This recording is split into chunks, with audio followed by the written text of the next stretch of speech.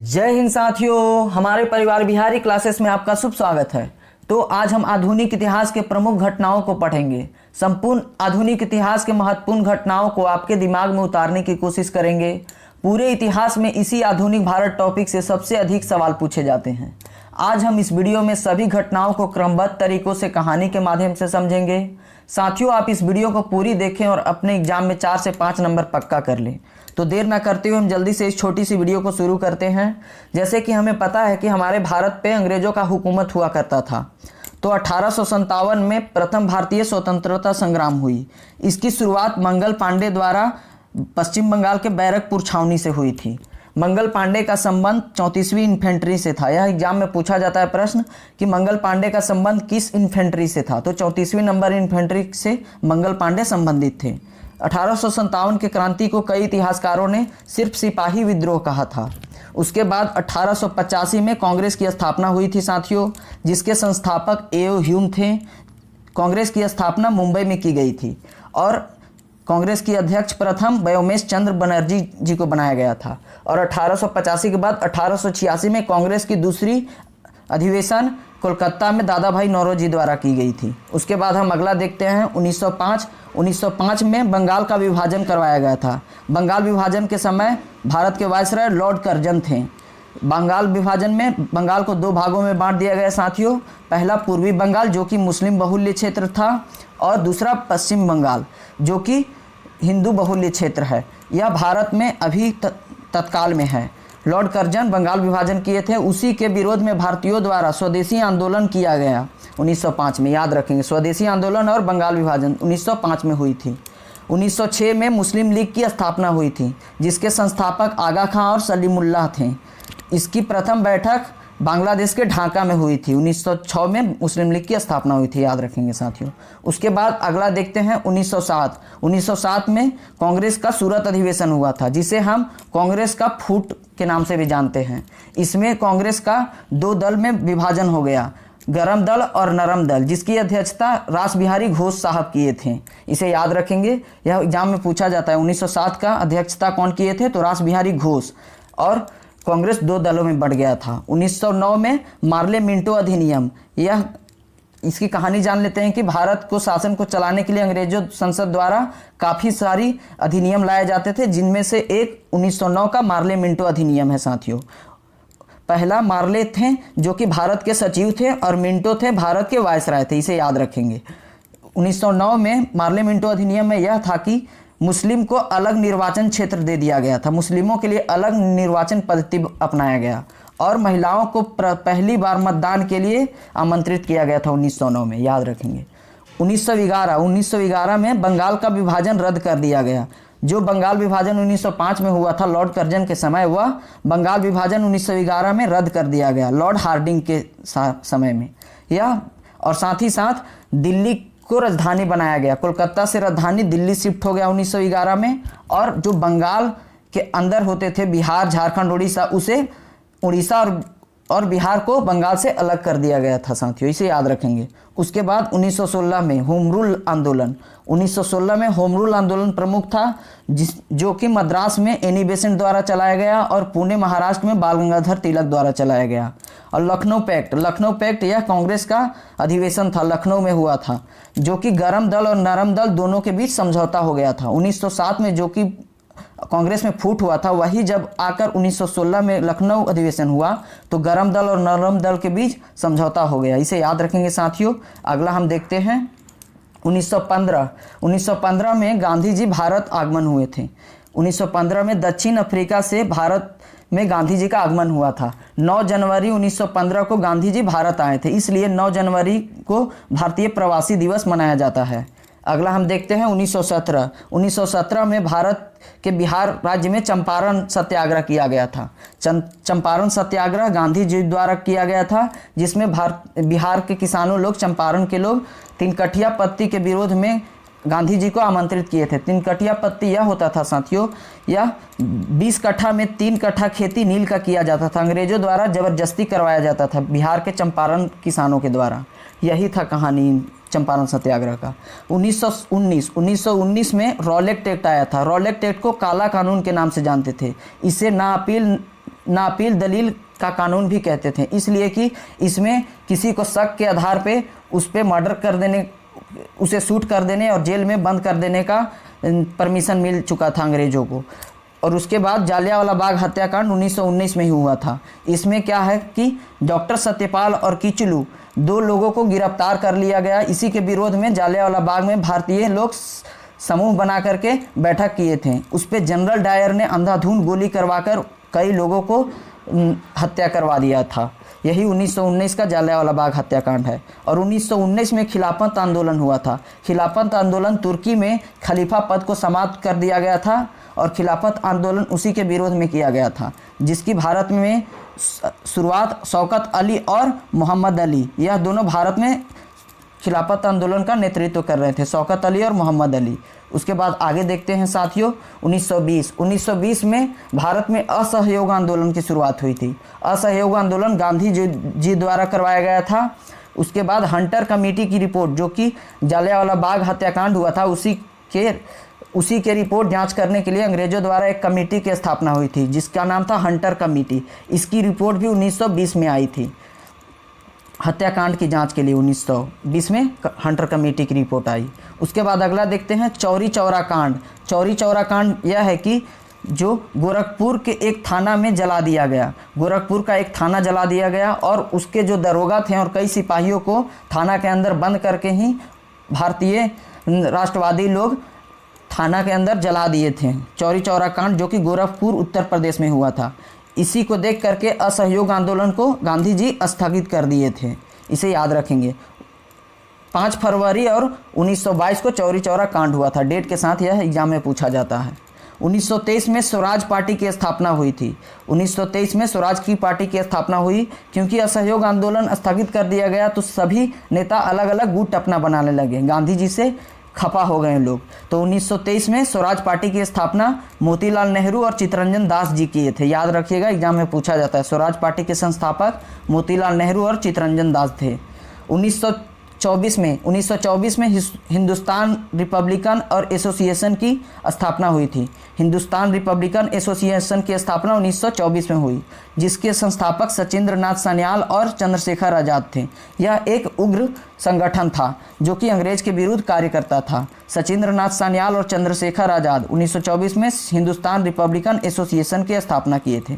आगे देखते हैं साथियों 1928 में साइमन कमीशन भारत आया था। साइमन कमीशन की स्थापना 1927 में ही हो गया था, लेकिन भारत में साइमन कमीशन 1928 में आया था, जिसमें लाला लाजपत राय शहीद हो गए थे। लाला लाजपत राय, बिपिन चंद्र पाल और बाल गंगाधर तिलक, यह तीनों गरम दल के नेता थे। उन्हीं में से लाहौर में लाला लाजपत राय पर साइमन कमीशन द्वारा लाठी का चार्ज करवाया गया, जिनके उपरांत वह शहीद हो गए थे। और 1928 में नेहरू रिपोर्ट आया था। याद रखेंगे, नेहरू रिपोर्ट किसने पेश किया था? मोतीलाल नेहरू जी ने। याद रखेंगे, जवाहरलाल नेहरू राइट आंसर नहीं होगा। मोतीलाल नेहरू रिपोर्ट 1928 में लाए थे। और बारदोली सत्याग्रह भी 1928 में हुआ था। बारदोली एक गुजरात का जगह है जहाँ पे सरदार वल्लभ भाई पटेल द्वारा आंदोलन किया गया था। उसी समय बारदोली के महिलाओं ने सरदार वल्लभ भाई पटेल को सरदार की उपाधि दी। पहले उनका नाम वल्लभ भाई पटेल था, लेकिन बारदोली के बाद सरदार की उपाधि दी गई तो सरदार वल्लभ भाई पटेल हो गया। आगे देखेंगे 1929 में लाहौर अधिवेशन हुआ था। लाहौर अधिवेशन की अध्यक्षता जवाहरलाल नेहरू जी कर रहे थे, जिसमें पूर्ण स्वाधीनता की मांग की गई। 1929 में लाहौर अधिवेशन में ही पूर्ण स्वाधीनता की मांग की गई थी जवाहरलाल नेहरू द्वारा। उसके बाद लाहौर षड्यंत्र में सैंडर्स की हत्या की गई थी, जो कि भगत सिंह और बटुकेश्वर दत्त इन्होंने किया था। उसके बाद हम आगे देखते हैं 1930 में प्रथम गोलमेज सम्मेलन हुआ था, जो कि कांग्रेस इसमें भाग नहीं लिया था। उसके बाद नमक सत्याग्रह भी 1930 में हुआ था। गुजरात के दांडी से पद यात्रा हुआ था। यह 12 मार्च से 6 अप्रैल तक चला था। 24 दिनों का यह पद यात्रा था, जो कि गांधी जी इनके नेतृत्व कर रहे थे। नमक सत्याग्रह यह नमक कानून को तोड़ने के लिए अंग्रेजों के खिलाफ चलाया गया आंदोलन था। सविनय अवज्ञा आंदोलन गांधी जी के नेतृत्व में हुआ था 1930 में। इसे याद रखेंगे साथियों। आगे देखते हैं अब 1931। उससे पहले साथियों, हमारा यह समझाने का तरीका और हमारा यह मेहनत अच्छा लगता हो तो हमारे इस छोटी सी चैनल को सब्सक्राइब कर लें। विश्वास दिलाता हूँ इस वीडियो के बाद आप इस टॉपिक के सारे सवालों को आसानी से हल कर लेंगे। तो हम देखते हैं अगला घटना 1931। 1931 में गांधी इरविन पैक्ट हुआ था। गांधी जी और इरविन के बीच एक बैठक हुई थी जिसमें सविनय अवज्ञा आंदोलन को स्थगित किया गया था और साथ ही साथ 30 में प्रथम गोलमेज सम्मेलन हुआ और 31 में दूसरा गोलमेज सम्मेलन हुआ था जिसमें कांग्रेस ने भाग लिया था।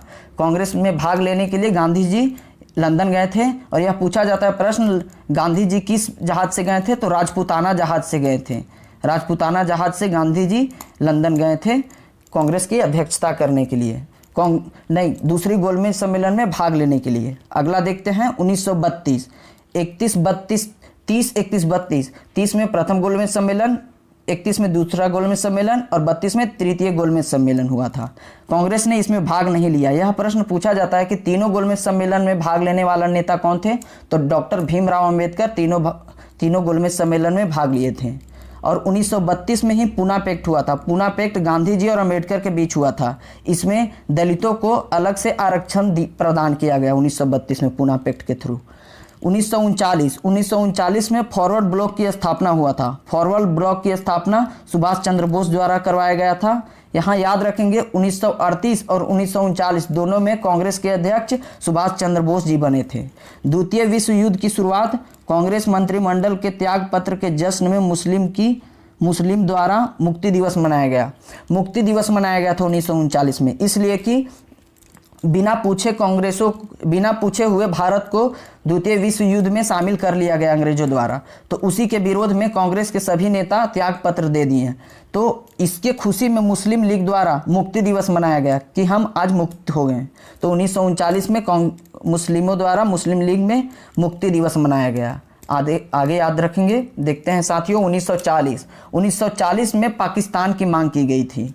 मुस्लिम लीग का लाहौर अधिवेशन में ही पहले बार पाकिस्तान की मांग की गई थी। यह प्रश्न पूछा जाता है कि पाकिस्तान की मांग कब की गई थी? तो लाहौर अधिवेशन में मुस्लिम लीग का।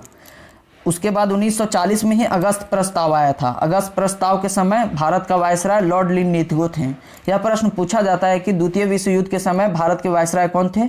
तो लॉर्ड लिनलिथगो। और भारत छोड़ो आंदोलन इस समय भी थे, लॉर्ड लिनलिथगो ही भारत के वायसराय। 1942 में क्रिप्स आंदोलन हुआ था। क्रिप्स आंदोलन विश्व युद्ध में समर्थन पाने के लिए सर स्टोफर्ड क्रिप्स द्वारा भारत को मनाने के लिए विश्व युद्ध में समर्थन पाने के लिए लाया गया था, जिसको गांधी जी ने पोस्ट डेटेड चेक के नाम से जाना। भारत छोड़ो आंदोलन यह भी 1942 में गांधी जी के नेतृत्व में किया गया आंदोलन है। गांधी जी इसमें करो या मरो का आंदोलन दिए थे। इसमें कहा जाता है कि गांधी जी भी इतना असंतुष्ट थे अंग्रेजों से कि हिंसा की थोड़ा सा सपोर्ट किए थे भारत छोड़ो आंदोलन में 1942।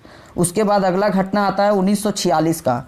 कैबिनेट मिशन का गठन 1946 में किया गया, जिसके अध्यक्ष पैंथिक लॉरेंस थे। उसके 3 सदस्य थे साथियों। पैंथिक लॉरेंस जिसके अध्यक्ष थे कैबिनेट मिशन का, और दूसरे सदस्य थे स्टोफर्ड क्रिप्स और तीसरे सदस्य थे अलेक्जेंडर। संविधान सभा का गठन भी 1946 में किया गया। प्रत्यक्ष कार्यवाही दिवस मुस्लिमों द्वारा प्रत्यक्ष कार्यवाही दिवस मुस्लिम लीग द्वारा किया गया था। अंतरिम सरकार का गठन जब किया गया 1946 में, तो उसके प्रधानमंत्री जवाहरलाल नेहरू जी बने थे। इसे याद रखेंगे साथियों। आगे देखते हैं अब 1947 में माउंटबेटन योजना आता है। कहा जाता है 3 जून का योजना भी माउंटबेटन योजना को ही जानते हैं। तो 1947 में माउंटबेटन की योजना आया था। भारत और पाकिस्तान 2 देश अलग होंगे, इस योजना में लिखा गया था। भारत को 2 भागों में बांट दिया गया। पहला देश भारत और पाकिस्तान माउंटबेटन योजना में। और स्वतंत्रता की प्राप्ति 1947 15 अगस्त को हमारा देश आज़ाद हुआ था। अगला देखते हैं 1950 में भारत गणतंत्र दिवस मनाया, जिसमें 26 जनवरी 1950 को संविधान हमारा देश लागू किया था। अगला देखते हैं भूदान आंदोलन। 1951 में भूदान आंदोलन की शुरुआत हुई थी, जिन्होंने विनोबा भावे द्वारा यह भूदान आंदोलन चलवाया गया था। विनोबा भावे के बारे में एक और पॉइंट याद रखिएगा कि प्रथम सत्याग्रही विनोबा भावे ही थे और द्वितीय सत्याग्रही पंडित जवाहरलाल नेहरू थे। तो आज हम भारतीय राष्ट्रीय कांग्रेस को पढ़ने जा रहे हैं। साथियों, एग्जाम के दृष्टिकोण से भारतीय राष्ट्रीय कांग्रेस काफ़ी महत्वपूर्ण टॉपिक है। यहाँ से काफ़ी सारे सवाल पूछे जाते हैं। हमने इस वीडियो में इस टॉपिक से बनने वाले सारे प्रश्न लिए हैं। इस वीडियो को देखने के बाद आप भारतीय राष्ट्रीय कांग्रेस से पूछे जाने वाले सभी सवाल आसानी से हल कर लेंगे। तो देर न करते हुए हम जल्दी से इस छोटी सी वीडियो को शुरू करते हैं। साथियों, भारतीय राष्ट्रीय कांग्रेस की स्थापना 28 दिसंबर 1885 ईस्वी को हुई थी। डेट के साथ इसको एग्जाम में पूछ लिया जाता है। भारतीय राष्ट्रीय कांग्रेस की स्थापना 28 दिसंबर 1885 ईस्वी को हुई थी, जो कि बम्बई के गोकुलदास तेजपाल संस्कृत विद्यालय में इसकी स्थापना की गई थी। बम्बई के गोकुलदास तेजपाल संस्कृत विद्यालय में राष्ट्रीय कांग्रेस के संस्थापक ए.ओ. ह्यूम साहब थे। ए.ओ. ह्यूम भारतीय राष्ट्रीय कांग्रेस के संस्थापक थे। भारतीय राष्ट्रीय कांग्रेस के नामकरण किए थे दादा भाई नौरोजी। दादा भाई नौरोजी द्वारा भारतीय राष्ट्रीय कांग्रेस का नामकरण किया गया था। इसका पहले नाम था भारतीय राष्ट्रीय संघ, जो कि दादा भाई नौरोजी नाम बदलकर भारतीय राष्ट्रीय कांग्रेस कर दिए थे। जब राष्ट्रीय कांग्रेस की स्थापना हुई थी उस समय भारत के वायसराय कौन थे? तो भारत के वायसराय लॉर्ड डफरिन थे। याद रखेंगे, लॉर्ड डफरिन कांग्रेस के समय भारत के वायसराय थे। आगे देखते हैं साथियों, भारत कांग्रेस से जुड़े महत्वपूर्ण वक्तव्य कौन से क्या क्या कहे हैं, कथन उनका क्या है, यह एग्जाम में पूछ लिया जाता है। तो लाला लाजपत राय जी का भारतीय राष्ट्रीय कांग्रेस के बारे में कहना था कि कांग्रेस लॉर्ड डफरिन की दिमाग की उपज है। कांग्रेस एक ऐसा समुदाय है जो कि कांग्रेस लॉर्ड डफरिन की दिमाग की उपज है। आगे देखते हैं, लॉर्ड डफरिन ने क्या कहा था कांग्रेस के लिए? तो सूक्ष्मदर्शी अल्पसंख्यकों का कांग्रेस एक समूह है। सूक्ष्मदर्शी अल्पसंख्यकों की संख्या लॉर्ड डफरिन कांग्रेस के लिए कहे थे। लॉर्ड कर्जन, जो कि 1905 में बंगाल का विभाजन करवाया था, वह कहे थे कि कांग्रेस अपने पतन की ओर लड़खड़ाते जा रही है और मेरी दिलेरी इच्छा है कि मैं पतन की ओर लड़खड़ाते हुए उनसे देख सकूं। तिलक जी, जो बाल गंगाधर तिलक थे, भारतीय राष्ट्रीय क्रांतिकारी, उनका कहना था कि कांग्रेस भीख मांगने वाली एक संस्था है। कांग्रेस जो कि अंग्रेजों के आगे अपनी बातें रख करके भीख मांगकर देश को आज़ाद दिलाना चाहते थे, इसलिए तिलक जी का कहना था कि कांग्रेस भीख मांगने वाली एक संस्था है। एक और प्रश्न पूछा जाता है दोस्तों, महात्मा गांधी स्वतंत्रता प्राप्ति के बाद भारतीय राष्ट्रीय कांग्रेस को समाप्त करने का सुझाव दिए थे। गांधी जी जो थे कि आज़ादी के बाद कांग्रेस को समाप्त करने के लिए कहे थे। यह एग्जाम में पूछा जाता है। आगे देखते हैं, कांग्रेस के प्रमुख अधिवेशनों से बहुत सारे सवाल एग्जाम में पूछ लिए जाते हैं। वहां से टू द पॉइंट जो एग्जाम में सिर्फ पूछे जाते हैं वही वाला पढ़ेंगे साथियों। तो हम देखते हैं, प्रथम अधिवेशन 1885 में हुई थी, जो कि बम्बई शहर में की गई थी, जिसकी अध्यक्षता व्योमेश चंद्र बनर्जी को मिला था। व्योमेश चंद्र बनर्जी कांग्रेस के प्रथम अध्यक्ष थे। इसमें खास बात यह है कि 72 प्रतिनिधि भाग लिए थे प्रथम अधिवेशन में, और प्रथम महासचिव ए.ओ. ह्यूम जी को बनाया गया था। जो कांग्रेस के संस्थापक थे ए.ओ. ह्यूम, वह प्रथम अधिवेशन के महासचिव बनाए गए थे ए.ओ. ह्यूम। दूसरा अधिवेशन 1886 ईस्वी में कोलकाता में किया गया था, जिसके अध्यक्ष दादा भाई नौरोजी को बनाया गया था। दादा भाई नौरोजी वयोवृद्ध महापुरुष के नाम से जाने जाते हैं। दादा भाई नौरोजी प्रथम पारसी अध्यक्ष कांग्रेस के थे द्वितीय अधिवेशन में, याद रखेंगे साथियों। अगला है तृतीय अधिवेशन 1887, जो कि मद्रास शहर में किया गया था, जिसके अध्यक्ष प्रथम मुस्लिम अध्यक्ष बनाए गए थे बदरुद्दीन तैयब जी। यह एग्जाम में पूछा जाता है, प्रथम मुस्लिम अध्यक्ष 1887 मद्रास अधिवेशन में बने थे। चतुर्थ अधिवेशन 1888 में इलाहाबाद में हुआ था। इलाहाबाद में कांग्रेस की अध्यक्षता जॉर्ज यूले कर रहे थे, जो कि एक प्रथम अंग्रेज अधिकारी थे। प्रथम अंग्रेज अध्यक्ष जॉर्ज यूले थे। यहाँ याद रखेंगे साथियों हम इतना कि प्रथम अधिवेशन बम्बई में हुआ था, द्वितीय अधिवेशन कोलकाता में हुआ था, और तृतीय अधिवेशन मद्रास में हुआ था, और चतुर्थ अधिवेशन इलाहाबाद में हुआ था। पहले वाले के अध्यक्ष व्योमेश चंद्र बनर्जी थे, और दूसरे वाले अधिवेशन कलकत्ता का दादा भाई नौरोजी, जो कि एक पारसी समुदाय के अध्यक्ष थे, और तीसरे अधिवेशन की अध्यक्षता बदरुद्दीन तैयब जी कर रहे थे, जो कि एक मुस्लिम अध्यक्ष थे, और चौथे वाले जो कि अंग्रेज अध्यक्ष जॉर्ज यूले बनाए गए थे। यह इलाहाबाद में किया गया था। यहाँ से इन बिंदुओं को याद रखेंगे, एग्जाम में पूछा जाता है साथियों। आगे देखते हैं, 1896 का अधिवेशन। 1896 में कोलकाता में अधिवेशन किया गया था, जिसकी अध्यक्षता रहीमतुल्ला सयानी जी कर रहे थे। यहाँ खास बात यह है कि एग्जाम में पूछा जाता है, पहली बार राष्ट्रीय गीत वंदे मातरम, हमारा राष्ट्रीय गीत वंदे मातरम है, जो कि पहली बार कोलकाता अधिवेशन 1896 में गाया गया था। उसकी अध्यक्ष रहीमतुल्ला सयानी जी को बनाया गया था। 1906 का कोलकाता अधिवेशन दादा भाई नौरोजी किए थे। दादा भाई नौरोजी 1906 का कोलकाता अधिवेशन किए थे और इसमें स्वराज शब्द की प्रथम बार प्रयोग कांग्रेस के द्वारा किया गया था। याद रखेंगे, स्वराज शब्द की प्रथम प्रयोग कब किया गया था? तो 1906 के कोलकाता अधिवेशन, जिसकी अध्यक्षता दादा भाई नौरोजी कर रहे थे। आगे देखते हैं 1907 का अधिवेशन। यह काफ़ी महत्वपूर्ण है, सूरत अधिवेशन, जिसकी अध्यक्षता रास बिहारी घोष कर रहे थे। इसमें कांग्रेस दो दलों में विभाजित हो गई, गरम दल और नरम दल। गरम दल जो कि हिंसात्मक रूप से देश को आज़ादी दिलाना चाहता था और नरम दल अहिंसा के पुजारी थे। यहाँ याद रखेंगे। आगे देखते हैं 1911 का कोलकाता अधिवेशन, जिसके अध्यक्ष बिशन नारायण धर जी थे। कोलकाता अधिवेशन 1911 के अध्यक्ष बिशन नारायण धर जी थे। इसकी खास बात यह थी कि पहली बार राष्ट्रगान जन गण मन कलकत्ता अधिवेशन 1911 में गाया गया था। यहाँ से याद रखेंगे कि 1896 कलकत्ता में ही हुआ था और 1911 का अधिवेशन भी कोलकाता में हुआ था। पहली बार कलकत्ता में 1896 में वंदे मातरम जो कि राष्ट्रगीत गाया गया था और 1911 कोलकाता अधिवेशन में पहली बार राष्ट्रगान जन गण मन गाया गया था। और 96 वाला का अध्यक्षता रहीमतुल्ला सयानी कर रहे थे और 11 वाला का अध्यक्षता पंडित बिशन नारायण धर, याद रखिएगा। आगे देखते हैं साथियों। उससे पहले साथियों, हमारा समझाने का यह आसान तरीका आपको अगर अच्छा लगता हो तो हमारे इस छोटे से चैनल को सब्सक्राइब कर लें। हमारे इस चैनल पे हिंदी जीके करंट अफेयर के वीडियो टू द पॉइंट समझाया गया है साथियों। आप हमसे जुड़कर अपने तैयारी को बेहतर बना सकते हैं। आगे देखते हैं 1916 का कांग्रेस अधिवेशन, जो कि लखनऊ शहर में किया गया था। लखनऊ में कांग्रेस की अध्यक्षता अंबिका चरण मजूमदार जी कर रहे थे। कांग्रेस एक हो गई। कांग्रेस का जो दो दल 1907 में कांग्रेस का विभाजन हुआ था, गरम दल नरम दल, 1916 का लखनऊ अधिवेशन में वह दोनों दल एक हो गए और कांग्रेस और मुस्लिम लीग का बीच समझौता हुआ। मुस्लिम लीग की स्थापना 1906 में हुई थी। कांग्रेस और मुस्लिम लीग की समझौता लखनऊ समझौता कहलाता है, जो कि 1916 में अंबिका चरण मजूमदार के अध्यक्षता में की गई थी। आगे देखेंगे, याद रखेंगे 1917 का कोलकाता अधिवेशन। 1917 का कोलकाता अधिवेशन में पहली बार महिला को अध्यक्ष बनाया गया था, जो कि एनी बेसेंट जी बनी थी। आगे याद रखिएगा 1924 का बेलगांव अधिवेशन। बेलगांव जो कि कर्नाटक राज्य में पड़ता है। गांधी जी एकमात्र ऐसे अध्यक्ष थे जो कि कांग्रेस की अध्यक्षता किए थे एक बार सिर्फ। महात्मा गांधी बेलगांव अधिवेशन 1924 का, यह प्रश्न पूछा जा चुका है। 1985 का कानपुर अधिवेशन, जिसकी अध्यक्षता सरोजिनी नायडू जी कर रहे थे। यह एक ऐसे पहले भारतीय महिला अध्यक्ष थे जो कांग्रेस का अधिवेशन कर रहे थे। प्रथम भारतीय महिला अध्यक्ष सरोजिनी नायडू। सिर्फ पूछेगा कांग्रेस की महिला अध्यक्ष तो एनी बेसेंट 1917 और प्रथम भारतीय महिला अध्यक्ष तो 1925 कानपुर अधिवेशन, सरोजिनी नायडू हो जाएगा राइट आंसर। आगे देखते हैं साथियों 1926 का गुवाहाटी अधिवेशन।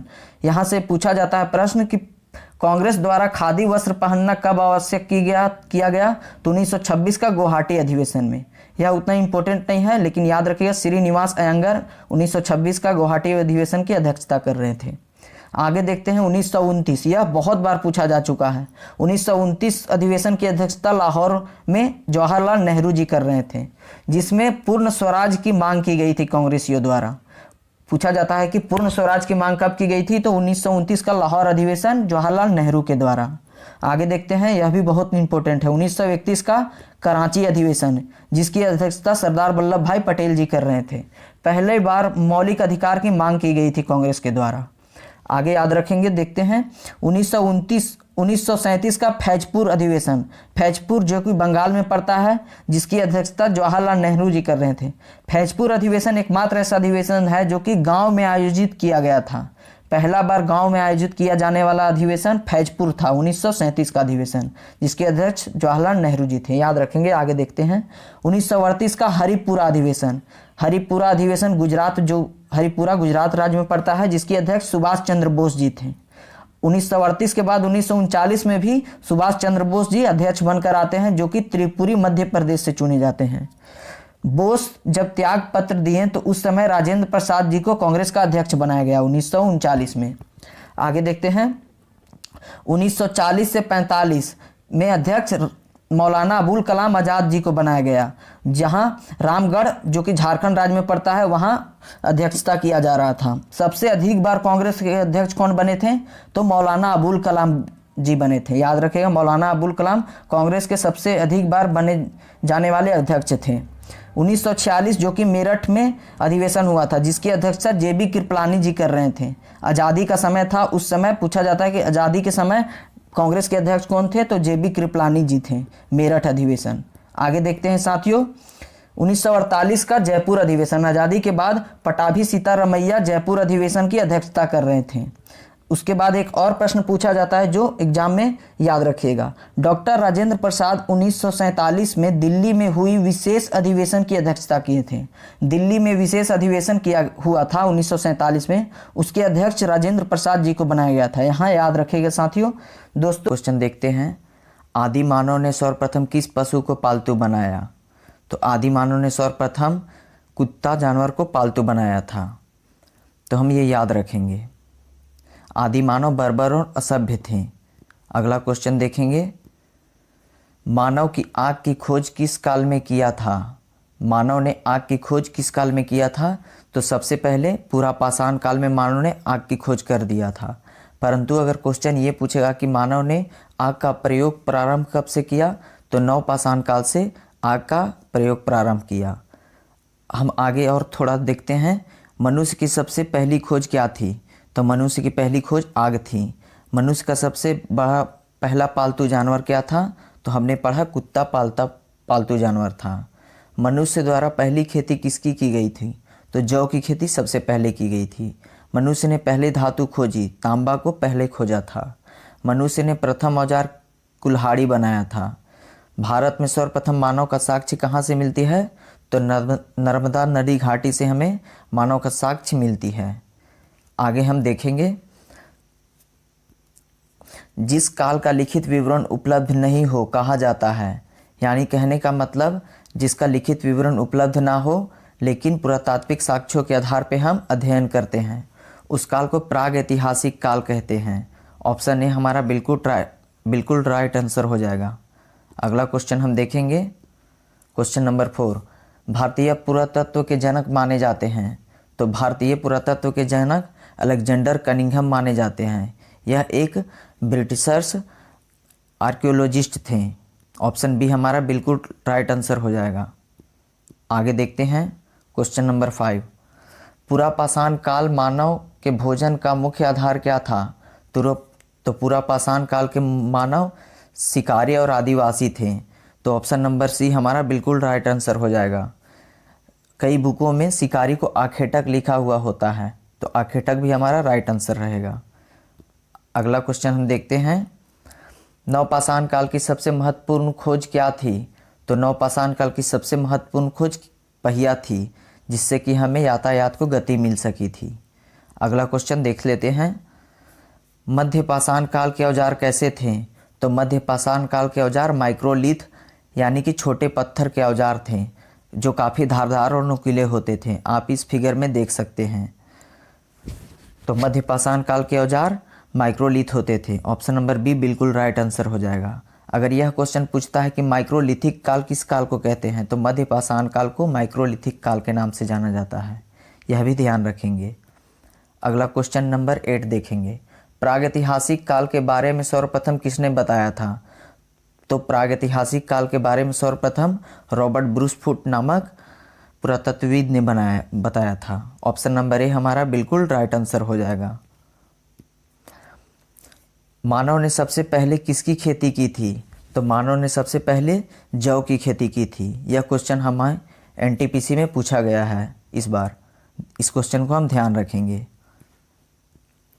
गर्तावास का प्रमाण कहाँ से प्राप्त होता है? तो कश्मीर के बुर्ज होम से गर्तावास का प्रमाण मिलता है। ऑप्शन नंबर ए बिल्कुल राइट आंसर हो जाएगा।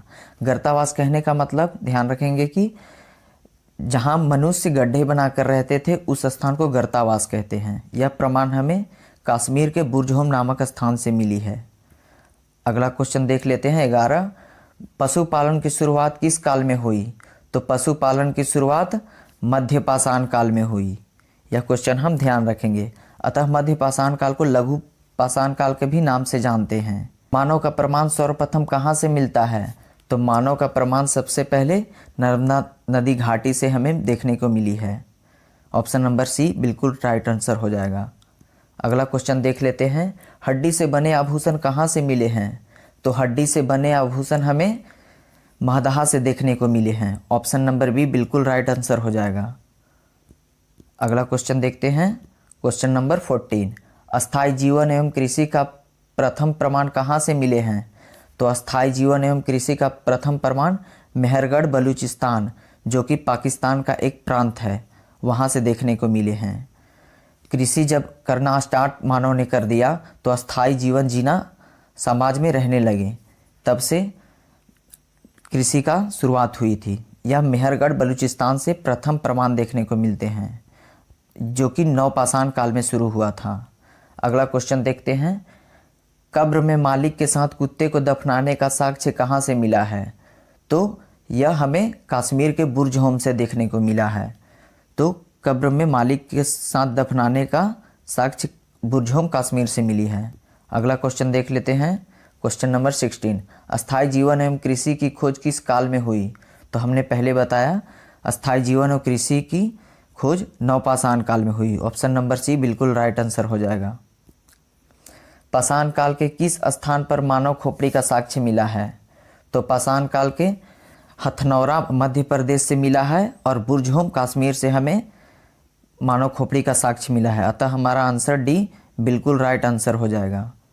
अगला क्वेश्चन देख लेते हैं 18, भारत में हाल ही में कृषि के प्राचीनतम साक्ष्य कहाँ से मिले हैं?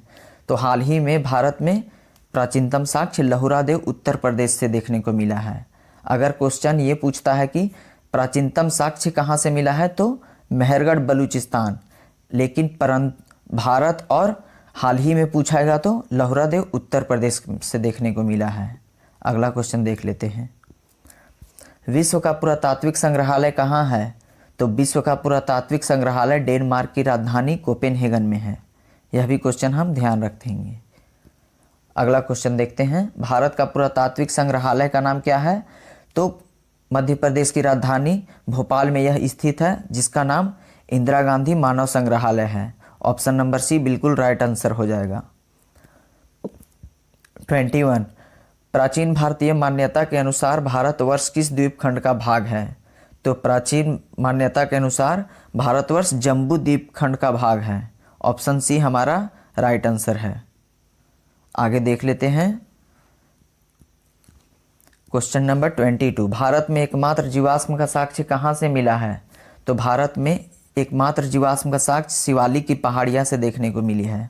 ऑप्शन बी राइट आंसर है। आगे देखते हैं, एक ही कब्र में 3 मानव कंकाल कहाँ से मिले हैं? तो एक ही कब्र में 3 मानव कंकाल हमें दमदमा से देखने को मिले हैं। Option number B right answer हो जाएगा।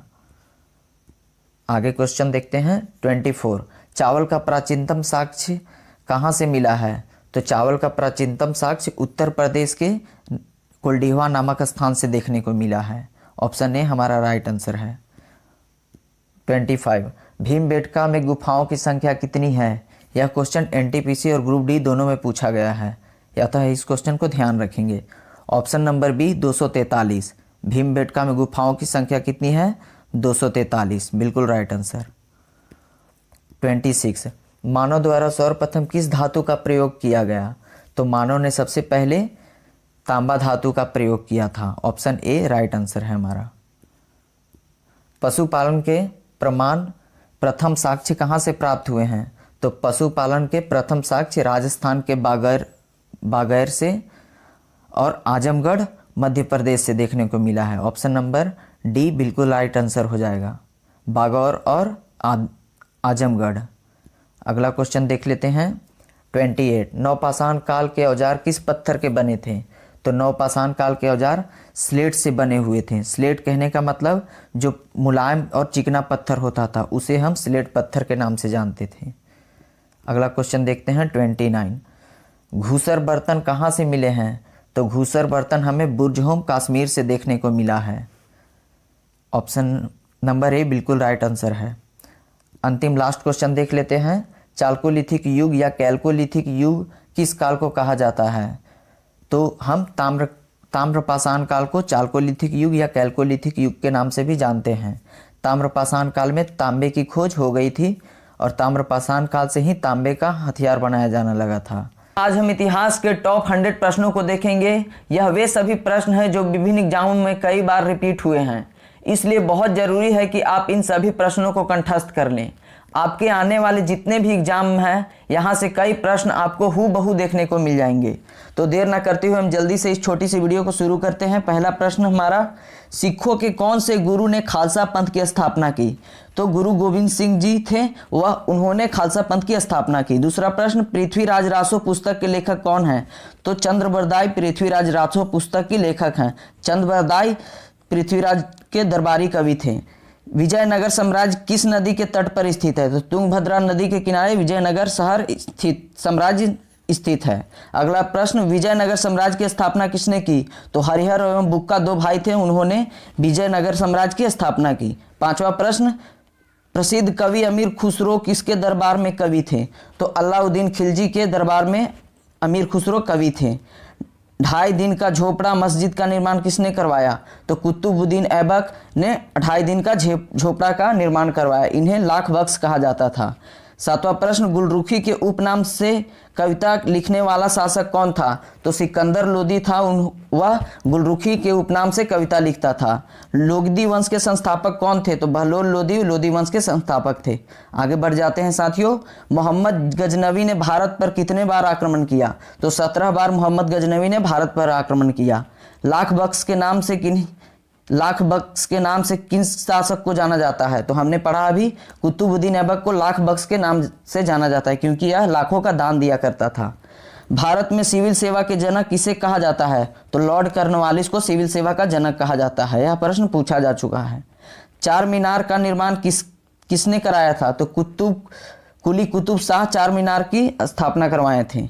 स्वराज पार्टी की स्थापना किस वर्ष हुई थी? तो 1923 में स्वराज पार्टी की स्थापना हुई थी और मोतीलाल नेहरू और चित्तरंजन दास ने स्वराज पार्टी की स्थापना की।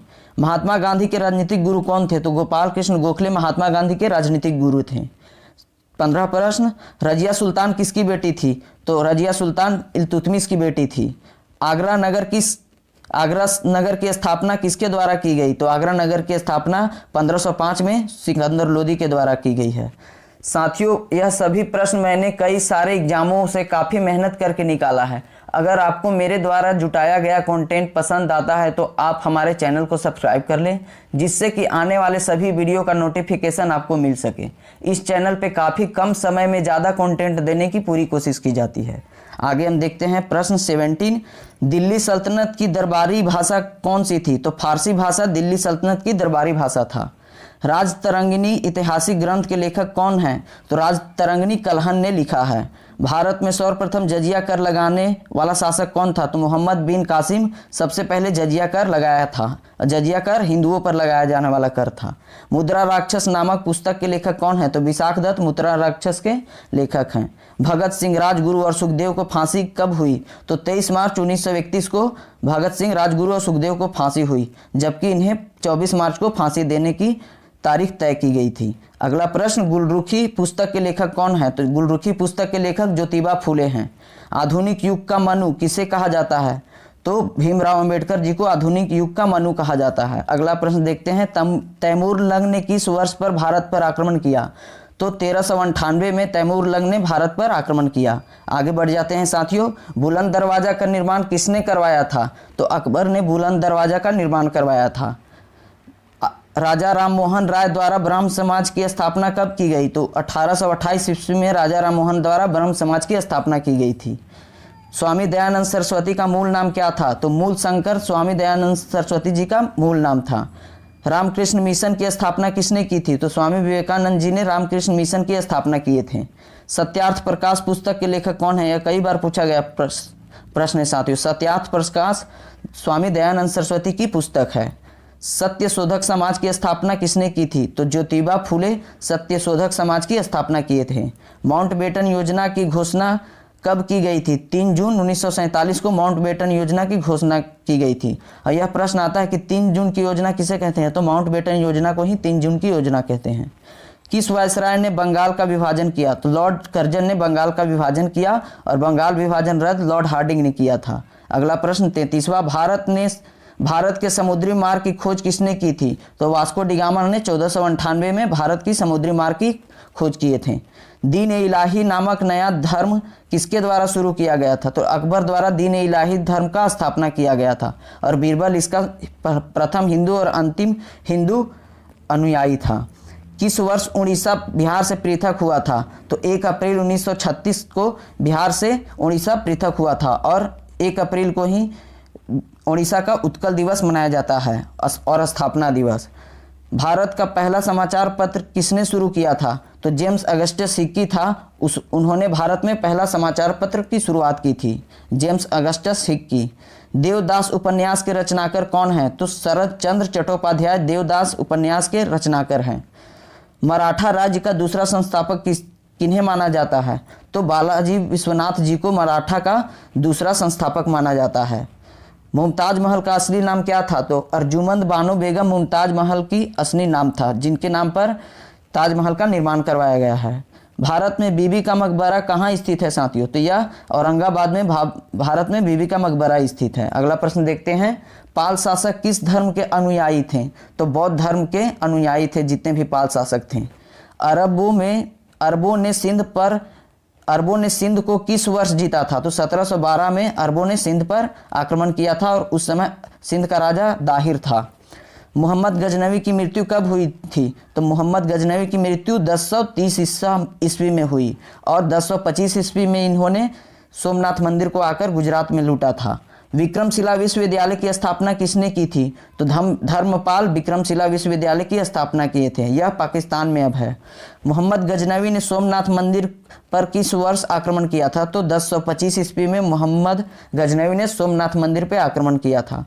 अली तथा गुरसप्पा किसका बचपन का नाम था? तो अलाउद्दीन खिलजी का बचपन का नाम अली और गुरसप्पा था, याद रखेंगे। नालंदा विश्वविद्यालय को किसने ध्वस्त किया था? तो बख्तियार खिलजी था, वह कुतुबुद्दीन ऐबक का वह सेनापति था, उन्होंने नालंदा विश्वविद्यालय को ध्वस्त किया था। रजिया सुल्तान की शादी किस व्यक्ति से हुई थी? तो अल्तुनिया से रजिया सुल्तान की शादी हुई थी, यह प्रश्न पूछा जाता है। आगे देखते हैं साथियों, grand old man of India किसे कहा जाता है? तो दादा भाई नौरोजी को grand old man of India कहा जाता है। इन्होंने 1986 में कोलकाता में कांग्रेस की अध्यक्षता किए थे। यह एक पारसी समुदाय से बिलोंग करते हैं। फतुहात ए फिरोज शाही की रचना किसने की थी? तो फिरोज शाह तुगलक थे, उन्होंने फतुहात ए फिरोज शाही की रचना की थी। सैयद वंश की संस्थापक कौन था? तो खिज्र खां सैयद वंश का संस्थापक था।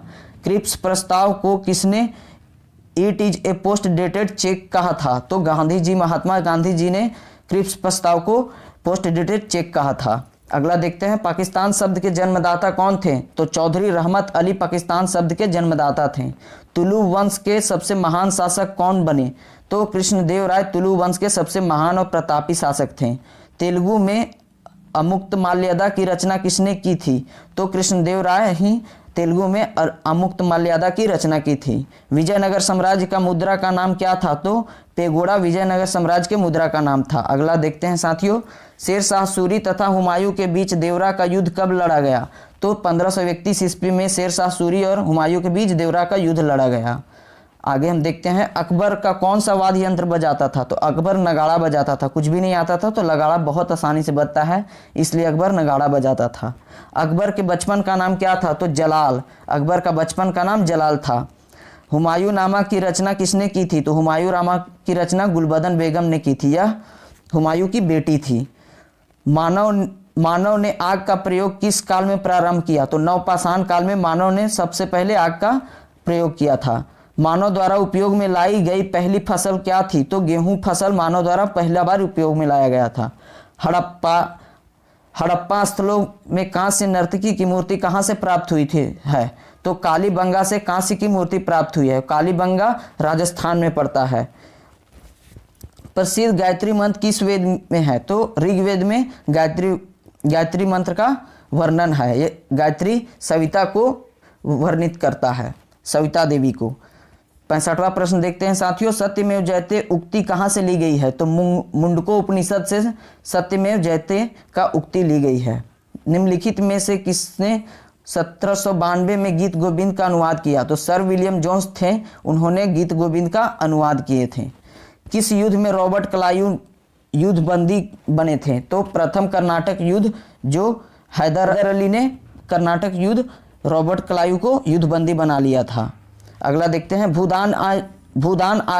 भूदान योजना की शुरुआत किसने की थी? तो आचार्य विनोबा भावे थे, उन्होंने भूदान योजना की शुरुआत किए थे। और प्रथम सत्याग्रही आचार्य विनोबा भावे ही थे, और दूसरे सत्याग्रही हम याद रखेंगे पंडित जवाहरलाल नेहरू जी थे। जर्मनी का एकीकरण कब हुआ? तो 1871 में जर्मनी का एकीकरण हुआ था। इनकलाब जिंदाबाद का नारा किसने दिया था? तो भगत सिंह जी थे, उन्होंने इनकलाब जिंदाबाद का नारा दिए थे। कम्युनिस्ट मैनिफेस्टो किसने लिखी थी? तो कार्ल मार्क्स थे, उन्होंने कम्युनिस्ट मैनिफेस्टो लिखी थे। किस शासनकाल में तृतीय बौद्ध संगति हुई थी? तो अशोक के समय तृतीय बौद्ध संगति पाटलिपुत्र में की गई थी। अगला देखते हैं साथियों, अकबरनामा या आईने अकबरी की रचना किस व्यक्ति ने की? अबुल फजल ने आईने अकबरी और अकबरनामा की रचना किए थे। आगे देखते हैं, अकबर के वित्त मंत्री का नाम बताइए। तो अकबर का वित्त मंत्री का नाम टोडरमल था। इसे याद रखेंगे, एग्जाम में कई बार पूछा जा चुका है। इब्न बतूता किस देश का यात्री था? तो इब्न बतूता मोरक्को देश का यात्री था। यह मोहम्मद बिन तुगलक के दरबार में आया था। संथाल विद्रोह का नेता का नाम बताइए। तो सिद्धू और कान्हू संथाल विद्रोह के नेता थे, और संथाल विद्रोह 1855 में हुआ था। व्यापगत सिद्धांत का संबंध किससे है? नाम बताइए। तो व्यापगत का सिद्धांत लॉर्ड डलहौजी का, इसे ही हम हड़प नीति बोलते हैं। अंग्रेजों की किलाबंदी कोलकाता में बस्ती का नाम क्या था? तो अंग्रेजों का किलाबंदी महल था, उसका नाम था fort William. Gateway of India का निर्माण किस सन में हुआ था? तो गेटवे ऑफ इंडिया का निर्माण 1911 में मुंबई में की गई थी। आगे देखते हैं साथियों, काला कानून किसे कहा गया है? तो रॉलेट एक्ट को काला कानून कहा गया है। इसे हम ना अपील और ना दलील का कानून भी कहते हैं। मुस्लिम लीग की स्थापना किस वर्ष हुई थी? तो 1906 में मुस्लिम लीग की स्थापना ढाका में की गई थी। भारतीय पुरातत्व के पिता कौन हैं? तो अलेक्जेंडर कनिंघम भारतीय पुरातत्व के पिता कहे जाते हैं। इसे याद रखेंगे साथियों। किसके उपदेश बीजक में संग्रहित है? तो कबीर का उपदेश बीजक में संग्रहित है। बीजक कबीर द्वारा लिखा हुआ पुस्तक है। रेलवे की शुरुआत भारत में कब हुई?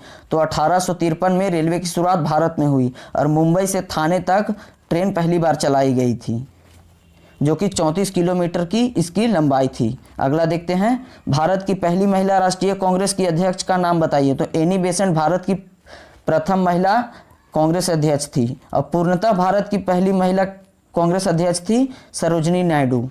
अगला देखते हैं, भारतीय संविधान का पिता किसे कहा जाता है? तो डॉक्टर भीमराव अंबेडकर जी को भारतीय संविधान का पिता कहा जाता है। विरूपाक्ष मंदिर किस जगह स्थित है? तो हम्पी कर्नाटक में विरूपाक्ष का मंदिर स्थित है। अगला देखते हैं साथियों, पहली बैठक संविधान सभा की कब हुई थी? तो 9 दिसंबर 1946 को पहली बैठक संविधान सभा की हुई थी, और इसके अध्यक्ष थे सच्चिदानंद सिन्हा। जब 11 दिसंबर 1946 में संविधान सभा की दूसरी बैठक हुई, तो उस समय अस्थायी रूप से राजेंद्र प्रसाद जी को अध्यक्ष बना दिया गया। रूस में समाजवादी राज्य की स्थापना 1917 में किसने की? तो रूस में समाजवादी राज्य की स्थापना लेनिन ने किया था। भारत में पहले गृह मंत्री का नाम बताइए। भारत के पहले गृह मंत्री सरदार वल्लभ भाई पटेल जी थे। यह ही भारत के उप प्रधानमंत्री भी थे। सीमांत गांधी के नाम से किन्हें जाना जाता है? तो फ्रंटियर गांधी खान अब्दुल्ला गफ्फार खां को जाना जाता है। भारत का हिस्सा सिक्किम किस सन में बना? तो 1975 में सिक्किम भारत का हिस्सा बना 36वां संविधान संशोधन के द्वारा। राज्य पुनर्गठन आयोग की स्थापना किस वर्ष हुई? तो 1953 में फजल अली आयोग के द्वारा राज्य पुनर्गठन आयोग की स्थापना की गई थी। भारतीय राष्ट्रीय कांग्रेस की स्थापना किस वर्ष हुई? तो 1885 में भारतीय राष्ट्रीय कांग्रेस की स्थापना मुंबई में हुई थी साथियों। बृहदेश्वर मंदिर को किसने बनवाया था? तो बृहदेश्वर की मंदिर राजराज प्रथम ने बनवाया था। आगे देखते हैं, लास्ट स्लाइड है दोस्तों। मौर्य साम्राज्य के संस्थापक का नाम बताइए। तो चंद्रगुप्त मौर्य मौर्य साम्राज्य के संस्थापक थे। इनके गुरु का नाम था कौटिल्य। अर्थशास्त्र की रचना किसने की थी? तो कौटिल्य चंद्रगुप्त अर्थशास्त्र की रचना किए थे। हड़प्पा संस्कृति की खोज किस वर्ष हुई थी? तो 1921 में दयाराम साहनी द्वारा पहला खुदाई हड़प्पा की गई थी, और मोहनजोदड़ो की खुदाई 1922 में रखालदास बनर्जी द्वारा की गई थी। हड़प्पा जो कि है यह रावी नदी के किनारे है, और मोहनजोदड़ो सिंधु नदी के किनारे है। इन फैक्टों को याद रखेंगे। किसको गंगा का पुत्र कहा गया है? तो भीष्म को गंगा का पुत्र कहा गया है। English English east India company की स्थापना कब हुई थी? तो 1600 ईस्वी में ईस्ट इंडिया कंपनी की स्थापना हुई थी। साथियों, यहाँ पे यह वीडियो समाप्त होता है। यह सभी प्रश्न वैसे हैं जो एग्जाम में कई बार पूछे गए हैं और आने वाले भावी एग्जामों में भर भर के प्रश्न यहाँ से देखने को मिलेंगे। इसलिए बिल्कुल इस वीडियो को स्किप ना करें और अपनी तैयारी को बेहतर बनाएं। हमारे चैनल से जुड़े रहें, काफ़ी मेहनत के द्वारा ये सब वीडियो लाया जाता है। धन्यवाद साथियों।